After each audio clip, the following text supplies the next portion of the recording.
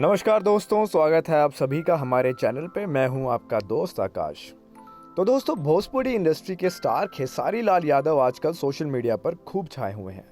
हाल ही में वो काजल राघवानी के साथ हो रही खटपट को लेकर सुर्खियों में थे और अब उन्हें युवाओं के भविष्य की चिंता सताने लगी है।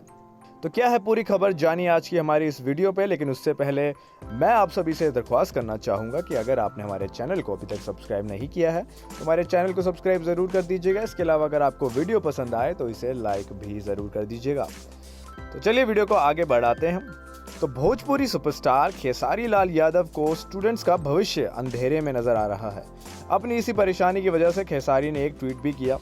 खेसारी ने अपने ट्विटर अकाउंट पर पोस्ट करते हुए लिखा कि जहां एक और युवा बेरोजगारी से परेशान है तो वहीं दूसरी ओर पर्चा लीक से विद्यार्थियों का भारी नुकसान भी हो रहा है।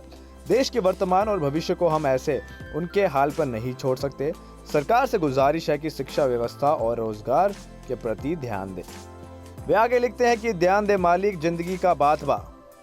दोस्तों, खेसारी का ये ट्वीट देख जनता काफी खुश भी लग रही है।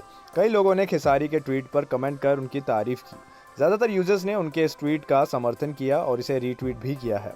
खेसारी के इस पोस्ट को 5000 से ज़्यादा लोगों ने रीट्वीट कर दिया है, जबकि 17000 से ज़्यादा लोगों ने इसे लाइक भी कर दिया है।